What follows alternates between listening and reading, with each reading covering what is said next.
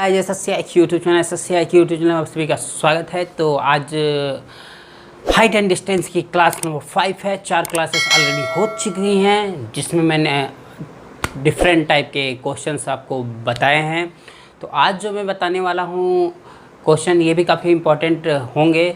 4 question मैं बताऊंगा जो काफ़ी स्पेशली एग्ज़ाम में पूछे जाते हैं और बच्चे कंफ्यूज हो जाते हैं और इनको सॉल्व नहीं कर पाते हैं। जो सीजीएल प्री है या जो सीजीएल प्री है मेंस हैं, उसमें कभी कभी क्या होता है कि 25 क्वेश्चन अगर मैथ्स के पूछे जाते हैं तो उसमें जो 5 क्वेश्चन हो वो बहुत ही इम्पोर्टेंट रोल अदा करते हैं। 20 क्वेश्चन जो है काफ़ी कॉमन होते हैं, काफ़ी इजी होते हैं, जो हर स्टूडेंट कर लेते हैं।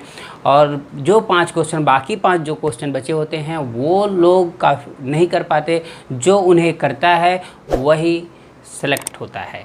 तो आज उसी तरह के क्वेश्चन हम देखने वाले हैं इस सेशन में। तो वीडियो को लाइक कर दें, शेयर कर दें और नए स्टूडेंट्स जो हैं वो चैनल को सब्सक्राइब कर लें। क्वेश्चन नंबर 1 आपकी स्क्रीन पर होगा, मैं पढ़ता हूँ, आपको बताता हूँ कैसे करना है। यदि 2 बिंदु P और Q एक भवन के आधार से क्रमशः X और Y, जहाँ पर Y is greater than X की दूरी पर हैं और बिंदु P और Q से भवन के शीर्ष के उन्नयन कोण एक दूसरे के कोटि पूरक हैं, फिर भवन की ऊंचाई कितनी है। काफ़ी इंपॉर्टेंट क्वेश्चन है ये, एग्ज़ाम में पूछा जाने वाला क्वेश्चन है। तो इसे देखते हैं हम कैसे सॉल्व करेंगे। यदि 2 बिंदु P और Q एक भवन के आधार से क्रमशः, तो एक भवन के आधार से, तो एक भवन बनाइए। जैसे मान लीजिए एक लाइन है, ये एक भवन हो गया, ठीक है, A और B ये एक भवन है हमारा।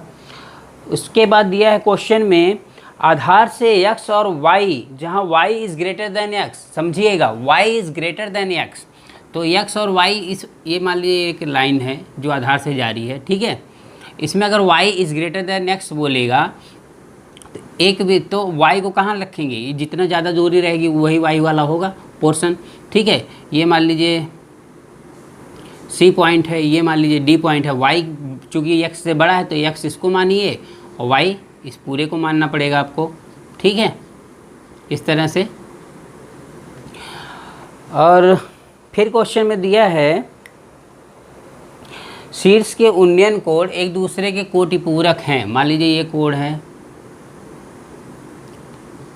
ये लाइन यहाँ से मिला दें और ये लाइन यहाँ से मिला दें। अब ये बोला कोटि पूरक, कोटि पूरक मीन्स दोनों कोणों का योग कितना होगा, 90 डिग्री होगा। तो मान लीजिए ये कोण अगर थीटा है, ये कोण मान लीजिए थीटा है, तो ये कोण क्या हो जाएगा, ये 90 माइनस थीटा हो जाएगा। क्यों, ये 90 माइनस थीटा हो जाएगा। चलो ये हो गया आपको पता। अब क्या है, क्वेश्चन में दिया है फिर भवन की ऊंचाई कितनी है, ठीक है। ऑप्शन देखें आप, ए ऑप्शन है XY, बी ऑप्शन है √XY x/y, सी ऑप्शन है √y/x और डी ऑप्शन है √XY। तो देखो चूँकि ये भवन है, अगर इसका कोई यूनिट होगा तो देखो यूनिट की बात करें तो यूनिट होगा तो वो मीटर स्क्वायर तो होगा नहीं। तो पहले वाले में देखो XY है, अगर 2 यूनिट को अगर हम जोड़ें, बाई ऑप्शन अगर जाएँ, मतलब वर्बली सॉल्व करें, अगर मैं इसको ऐसे नहीं सॉल्व करता हूँ तो अगर बाई ऑप्शन हम जाएं तो XY है तो metre into metre, metre square हो गया। किसी का मीटर स्क्वायर में यूनिट नहीं रहेगा क्योंकि एरिया तो पूछ नहीं रहा है, वो तो लंबाई पूछ रहा है, तो मीटर होना चाहिए। पहला ऑप्शन कट गया, पहला ऑप्शन करेक्ट नहीं है। दूसरा ऑप्शन x/y, मीटर मीटर का रेशियो, मीटर मीटर खत्म हो जाएगा तो यूनिट ही नहीं रहेगा, तो बी भी नहीं है, सी भी नहीं होगा। सेम वैसे ही डी ऑप्शन देखिए √XY है तो metre into metre, metre square होगा, उसका अंडर निकालेंगे तो मीटर हो जाएगा। इसका मतलब डी ऑप्शन जो है वो करेक्ट आंसर होगा। अब अगर आप एग्ज़ाम में करना चाहते हैं तो ये ट्रिक बहुत काम आने वाली है आपको जो मैंने बताई। बाकी अगर आपको कन्वेंशनल करना है तो मैं यहाँ पे बताने वाला हूँ स्टेप आपको कैसे करना है। तो मान लीजिए भवन की ऊंचाई, ये भवन है जो, इसकी ऊंचाई h है, ठीक, ये h हो गई आपकी। अब देखिए यहाँ पर आपको एक बार ये त्रिभुज ले लें, ठीक है, ABC, और एक बार ये त्रिभुज लें ABD, तो समकोण त्रिभुज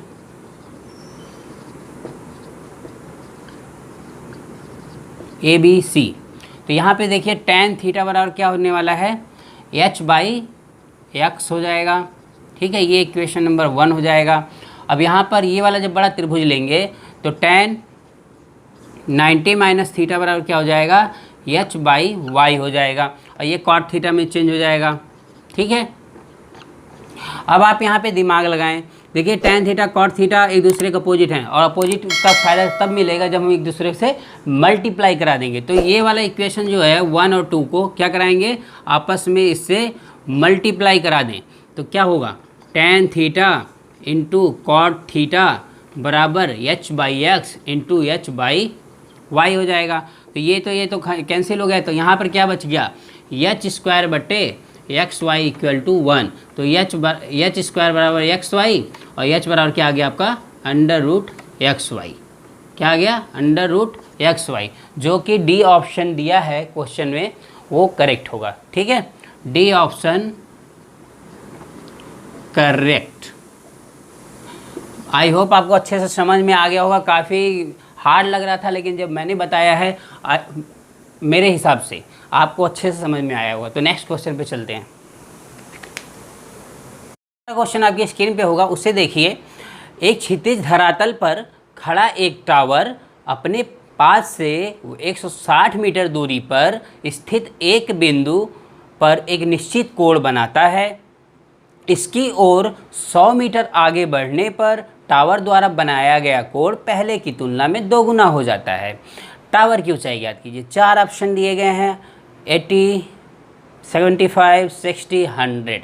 ठीक है, ये क्वेश्चन देखें, मैं इसको सॉल्व करके कैसे बताता हूँ। काफ़ी इजी क्वेश्चन है, काफ़ी हार्ड भी है। जिन्होंने क्लासेस नहीं ली हैं या जो न्यू हैं उनके लिए हार्ड होगा, क्योंकि उन्होंने क्लासेस नहीं करी हैं, उनको बेसिक्स नहीं पता है। तो मैं आपको ये क्वेश्चन बता रहा हूँ इजी वे से। देखिए, एक टावर है, एक टावर बनाएं।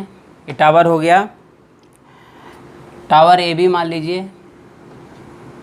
100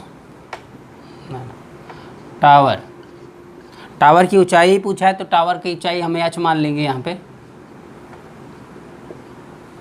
एच मान लेंगे।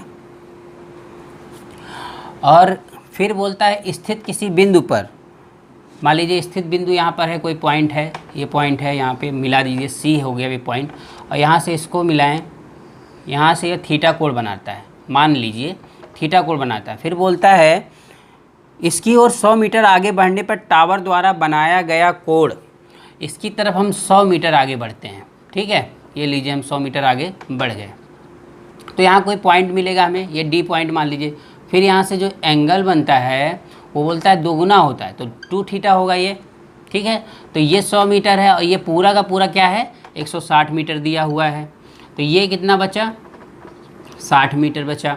ठीक है, 160, तो ये 100 है, ये 60 बच गया। ये हो गया आपका। उसके बाद बोलता है टावर की ऊंचाई ज्ञात कीजिए। ठीक है, देखिए ये थीटा है, ये 2 थीटा है। ये जो एंगल है, ये कौन सा एंगल है, इसको और कुछ कह सकते हैं क्या। ये त्रिभुज अगर हम देखें ADC, ये वाला त्रिभुज, ये जो छोटा वाला त्रिभुज है, तो अगर हम इसको कहेंगे तो इसको बोलते हैं बहिष्कोण। ठीक है, एक्सटीरियर एंगल, बहिष्कोण कहेंगे, जो इन दोनों के एंगल के बराबर, योग के बराबर होता है। इस वाले एंगल और इस वाले एंगल के योग के बराबर होता है। तो भाई यहाँ थीटा है और ये 2 थीटा है, तो अगर हम इसको, इस एंगल को निकालना चाहें तो इसमें से घटाएंगे तो थीटा ही बचेगा। मतलब ये हुआ कि जो ये भुजा है, इस कोण के सामने की भुजा ये वाली बी, ये CD, और जो इस कोण के सामने वाली भुजा है AD, ये एक दूसरे के बराबर होंगे। इसका मतलब अगर ये 100 मीटर है तो ये भी हम 100 मीटर कह सकते हैं कि नहीं कह सकते हैं। ये 100 मीटर हो जाएगा, ये 60 मीटर है। तो आप ट्रिपलेट तो जानते ही हैं, 10, 8, 6 वाला सेम लगा देंगे। यहाँ पर क्या हो जाएगा, 100, 60, 10, 8, 6 का क्या होता है, ट्रिपलेट होता है। ये 100 होता है, ये 64 होता है, ये 36 होता है। तो इसको जोड़ेंगे तो 100 आ ही रहा है।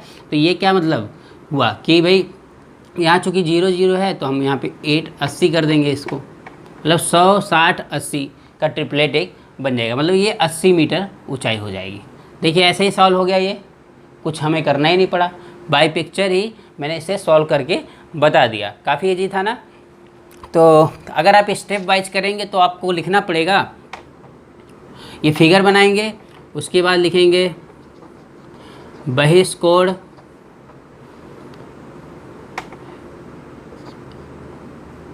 ADB, बराबर कोण, ये वाला कोण लिखेंगे, मतलब वो स्टेप है जो मैं बता रहा हूँ, वैसे लिखने की ज़रूरत नहीं है। ACD प्लस CAD, तो यहाँ पर 2 थीटा होगा, यहाँ थीटा होगा, प्लस कोण CAD निकाल लेंगे आप, कोण CAD बराबर भी थीटा होगा। तो इसका मतलब क्या, ये आइसोसेल्स हो जाएंगे, समद्विबाहु त्रिभुज हो जाएंगे, ये वाली भुजा बराबर हो जाएगी। तो आपका क्या हो गया, AD बराबर 100 मीटर हो गया। फिर पाइथागोरस थ्योरम लगा दिया, ये 60 मीटर आपको पता ही है, 100 मीटर पता ही है। इसके बाद क्या निकाल लिया आपने, 100 स्क्वायर माइनस 60 स्क्वायर कर दिया, तो आपको आएगा 100 प्लस 60, 100 माइनस 60 हो जाएगा। ठीक है, यहाँ पर लंब है, चूँकि टावर है, या ऊंचाई का स्क्वायर जो भी है वो लिख देंगे आप, 160 कर लेंगे, यहाँ पर 40 कर लेंगे, ये 6400 हो जाएगा। तो लंब बराबर क्या होगा, इसका वर्गमूल निकालेंगे तो 80 आ जाएगा। ठीक है, वही 80 मीटर आपका आंसर हो गया। तो नेक्स्ट क्वेश्चन पे देखते हैं। क्वेश्चन नंबर 3 देखिए, एक माल भवन के ऊपर एक ध्वज दंड स्थित है जिसकी ऊंचाई 75 मीटर है। 400 मीटर की ऊंचाई पर स्थित एक व्यक्ति पर माल भवन और ध्वज दंड बराबर कोण अंतरित करता है। यदि माल भवन की ऊंचाई 325 मीटर है तब ध्वज दंड और व्यक्ति के बीच की क्षैतिज दूरी ज्ञात करें। यही क्वेश्चन है आपका। इस क्वेश्चन में देखिए, एक माल भवन के ऊपर एक ध्वज दंड स्थित है और जिसकी ऊंचाई क्या है, 75 मीटर है। मान लो ये एक मॉल भवन है, ये मान लीजिए यहाँ पर है, और इसके ऊपर एक ध्वज दंड स्थित है, ये मान लीजिए ध्वज दंड है। ठीक है, ये पॉइंट मान लीजिए A है, ये पॉइंट B है, ये C है। ये क्या हो गया, माल भवन हो गया, और ये ध्वज दंड हो गया। ठीक, और इसकी ऊंचाई जो दी है वो 75 मीटर दी है। कितनी दी है, रुको मैं इधर लिख देता हूँ, ये 75 मीटर दी है। ठीक है, और 400 मीटर की ऊंचाई पर स्थित एक व्यक्ति पर माल भवन और ध्वज दंड बराबर कोण अंतरित है। यदि माल भवन की ऊंचाई 325 मीटर है, ये जो ऊंचाई है वो 325 मीटर है। ठीक है, यहाँ से जो यहाँ वाली है वो क्या है, 325 मीटर हो गई। अब बोल रहा है कि जो 400 मीटर की ऊंचाई पर स्थित है, तो मान लीजिए यहाँ से कुछ दूरी पे हम, यहाँ मान लीजिए इस पॉइंट पर, ये D पॉइंट है, यहाँ से 400 मीटर, 325 75, ये भी 400 हो रहा है, तो इसके सामने ही होगा बिल्कुल टॉप पे ये पॉइंट मान लीजिए वो हो गया। बाकी पूछ रहा है क्वेश्चन में, तब ध्वज दंड और व्यक्ति के बीच की क्षैतिज दूरी, ये क्षैतिज दूरी x हो गई, ये भी x हो जाएगी, ये मान लिया हमने x। ठीक है, अब एंगल देखें, एंगल कैसे बना रहा है, ये एंगल जो है थीटा बोल रहा है, और ये बोल रहा है कि उसके ऊंचाई पर स्थित एक व्यक्ति पर माल भवन और ध्वज दंड बराबर कोण अंतरित है। तो यहाँ से भी हम जो कोण बनेगा वो क्या है, वो भी थीटा दिया है। ठीक है, तो ये वाला कोण भी जो है थीटा हो गया, और ये कोण भी थीटा है, दोनों कोण थीटा है, तो आपको तो सॉल्व हो ही जाएगा। देखें कैसे करना है। अभी मान लीजिए ये त्रिभुज है, ये मान लीजिए E पॉइंट है, तो ये वाली त्रिभुज में अगर हम देखें तो tan थीटा बराबर क्या होगा, 75/x हो गया, ये इक्वेशन 1 मान लीजिए। ठीक है, और अगर इस पूरे त्रिभुज में देखें तो थीटा ये tan 2 थीटा हो गया, tan 2 थीटा हो गया। tan 2 थीटा बराबर क्या हो गया, लंब बटे आधार, मतलब 325 प्लस 75 बटे आधार मीन्स x। तो tan 2 थीटा बराबर क्या होगा, फॉर्मूला होता है tan 2 थीटा का 2 tan theta 1 minus tan square theta. अगर आपको पता नहीं होगा तो आप देख लीजिए और याद करके रखें। x हो गया, अब क्या होगा, अब देखिए यहाँ से 2 यहाँ से कट गया, 200 आ गया। ठीक है, ये 200 आ गया आपका, और ये tan थीटा की जगह हम क्या रखेंगे, 75 रख देते हैं, यहाँ 75 रख दीजिए। 75/x हो गया, यहाँ 1 माइनस 75/x का स्क्वायर हो गया बराबर 200/x हो गया, x से x कट गया। अब ये क्या हो गया, इसका तिरछा गुणा कराएंगे, और इसको भी हम काट सकते हैं, छोटा हो जाएगा, चलो ऐसे ही लिख लेते हैं। इस 75 को क्या है ना, इसके नीचे भेज दो आप, ये 75 जो है ना इसके नीचे 200/75 कर दो, और ये 1/75 तो हम उल्टा कर देंगे, तो क्या हो जाएगा 1 माइनस 75/x का होल स्क्वायर यहाँ पे 75/200 हो जाएगा। इसको अगर हम काटें तो 25 × 75 और 25/200 3/8 आ गया। ठीक है, अब हम क्या करेंगे, इसको पक्षांतर कर देंगे तो क्या होगा, एक में से मतलब ये आ जाएगा, घट पीट के आ जाएगा आपका 75/x का स्क्वायर, और यहाँ पर ये घट के आ जाएगा 5/8। ठीक है, ये आ जाएगा। करो इसको जो है 5/8 को हम क्या करेंगे, चूँकि करनी में है, करनी में जाएगा, इसलिए हम क्या करेंगे, इसको मैं लिख देता हूँ 10/16। ठीक है, 2 का गुणा करा देता हूँ, 10/16 हो जाएगा। यहाँ 16 मिल जाएगा तो थोड़ा हमें आसानी होगी क्वेश्चन को सॉल्व करने में। ठीक है, तो उसके बाद अगर हम देखें यहाँ पर, अब यहाँ पर मैं यहाँ लिख देता हूँ, ये लिखे, यहाँ लिख देता हूँ, ये लिख देता है 75/x बराबर √10/16 हो गया। ये निकल जाएगा तो करनी में 10/4 बचेगा। अगर हम तिरछा गुणा कराएं तो x बराबर क्या हो जाएगा, 300 करनी में 10 हो जाएगा। अगर करनी में 10 से ऊपर नीचे परिमेयीकरण करेंगे तो 300 √10/10 हो जाएगा, ये कट जाएगा, ये 30 करनी में 10 आएगा। ठीक है, ये करनी में 30 करनी में 10 आंसर हो जाएगा आपका, जो बी ऑप्शन है वो करेक्ट हो जाएगा। ठीक है, आइए नेक्स्ट क्वेश्चन की तरफ बढ़ते हैं। क्वेश्चन नंबर 4 देखिए, किसी पर्वत के शिखर से पाद का उन्नयन कोण 45 डिग्री है। 30 डिग्री की ढलान पर पर्वत की ओर 1 किलोमीटर चढ़ने के बाद उन्नयन कोण 60 डिग्री बदल जाती है। पर्वत की ऊंचाई कितनी है, ये क्वेश्चन है। किसी पर्वत के शिखर से पाद का उन्नयन कोण 45 डिग्री है। पर्वत की ऊंचाई पूछ रहा है तो क्या करना है हमें, पहले एक पर्वत बनाएंगे ए और बी, मान लीजिए ये पर्वत है ए बी। ठीक है, और बोला उन्नयन कोण 45 डिग्री है। इसका जो उन्नयन कोण है वो 45 डिग्री है, ये भी है, ये मैं 45 डिग्री बना देता हूँ। ठीक है, 45 डिग्री हो गया। उसके बाद बोलता है 30 डिग्री, जैसे ये पर्वत है भाई, पर्वत में क्या होता है, ऐसे स्लोप रहेगा, तो ये 30 डिग्री के एंगल पे ऊपर चढ़ रहा है, कितना, 1 किलोमीटर चढ़ रहा है। तो यहाँ से हम 1 किलोमीटर ऊपर जा रहे हैं। ठीक है, ये मान लीजिए 1 किलोमीटर यहाँ पहुँच गए, ये है एंगल 30 डिग्री का। ठीक, उसके बाद बोलता है जब 1 किलोमीटर चढ़ने के बाद उन्नयन कोण 60 डिग्री हो जाता है। 60 डिग्री का मतलब ये है कि ये वाला जब यहाँ, ये जो लाइन है यहाँ मिलाएंगे, 1 मिनट, ये लाइन जब इस पॉइंट से मिलाएंगे और इसको यहाँ मिलाएंगे तो ये कितना एंगल बनेगा, 60 डिग्री का एंगल बनाएगा। क्लियर आपको, ये 60 डिग्री का एंगल बनाएगा। मान लीजिए ये सी पॉइंट है, ये डी पॉइंट है, ये ई पॉइंट है, ये हो गया, ये डिनोशन हो गया। अब देखें, अब क्वेश्चन में क्या करना है वो देखिए। 1 किलोमीटर चढ़ा है, यहाँ पे 1 किलोमीटर कर लें। ठीक है, अब जैसा कि मैंने बताया है, देखिए यहाँ पर अगर ये 30 डिग्री है तो ये क्या हो गया, एंगल 15 डिग्री हो जाएगा। ठीक है, ये 30 डिग्री है तो ये एंगल 15 डिग्री हो गया। ठीक है, ये वाला छोटा एंगल जो है ये वाला 15 डिग्री हो जाएगा। चलो ये थोड़ा साफ कर दूँ मैं, अच्छे से लिखा, ये 1 किलोमीटर है और ये 15 डिग्री हो गया। ठीक है, ये वाला एंगल क्योंकि 30 में से घटाएंगे तो ये टोटल क्या है 45 है, तो इसमें से घटाएंगे 15 डिग्री हो गया, ये 15 डिग्री हो गया। अब देखो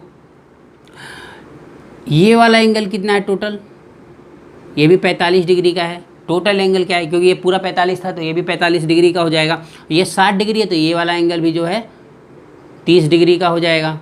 ये वाला जो एंगल है ये 30 डिग्री का हो गया। तो यहाँ पे जो ये वाला एंगल फिर बचा, ये कितना का हो गया, ये भी 15 डिग्री का हो गया। देखिए 15 डिग्री का ये, 15 डिग्री का ये, तो 15 डिग्री के सामने की भुजा क्या है, ये है, और इस 15 डिग्री के सामने की भुजा 1 किलोमीटर वाली है। तो ये दोनों आपस में क्या होंगे, बराबर हो जाएंगे, आइसोसेल्स हो जाएंगे। ठीक है, मतलब समद्विबाहु त्रिभुज बन जाएंगे ये। तो ये 1 किलोमीटर है तो ये दूरी भी आपकी क्या होगी, 1 किलोमीटर हो जाएगी। क्लियर, 1 किलोमीटर ये भी हो जाएगी, 1 किलोमीटर ये भी हो जाएगी। चलो ये हो गया। क्योंकि मैंने एक पीछे आपको बताया था कि अगर ऐसा एंगल ट्रायंगल हो जहाँ पे ये 60 डिग्री आए और ये 1 यूनिट हो, ये √3 यूनिट हो, तो ये 2 यूनिट होता है। ठीक है, 2 यूनिट होता है। तो यहाँ पे 2 यूनिट की जगह क्या दिया है, 1 किलोमीटर। तो यहाँ पे 2 यूनिट बराबर कितना दिया है, 1 किलोमीटर दिया है। तो 1 यूनिट बराबर क्या हो गया, 1/2 किलोमीटर हो गया। ठीक है, चूँकि यहाँ √3 यूनिट की बात हो रही है तो हम √3 यूनिट के बराबर क्या निकाल लेंगे, √3 यूनिट बराबर क्या हो गया, √3/2 किलोमीटर। तो ये √3/2 किलोमीटर हो जाएगा। क्लियर, आपको क्लियर हो गया ना, √3/2 हो गया। चलो ये हो गया आपका। अब चूँकि हमें पूरा पूछा है, ये पूरा हाइट पूछा है, ये डिस्टेंस, ये पूरा हाइट पूछा है, तो ये √3/2 हो गया। ठीक है, अब इस वाले पोर्शन की बात करेंगे। इस वाले पोर्शन को कैसे फाइंड करें, ये देखो यहाँ पे आ जाओ। ये वाला पोर्शन कैसे होगा, क्योंकि ये 30 डिग्री का एंगल है। ठीक है, ये 30 डिग्री का एंगल है और √3 यूनिट बराबर √3/2 हो गया, और 1 यूनिट बराबर क्या हो गया, 1/2 किलोमीटर हो गया। ठीक, समझिएगा ये जो एंगल है वो कितना होगा, 60 डिग्री होगा। अब हम ऐसे देखेंगे, ऐसे, तो ये √3 हो गया और ये 1 यूनिट हो गया। ठीक है, अब 1 यूनिट की वैल्यू हमें पता ही है 1/2 किलोमीटर, तो ये भी 1/2 किलोमीटर हो गया।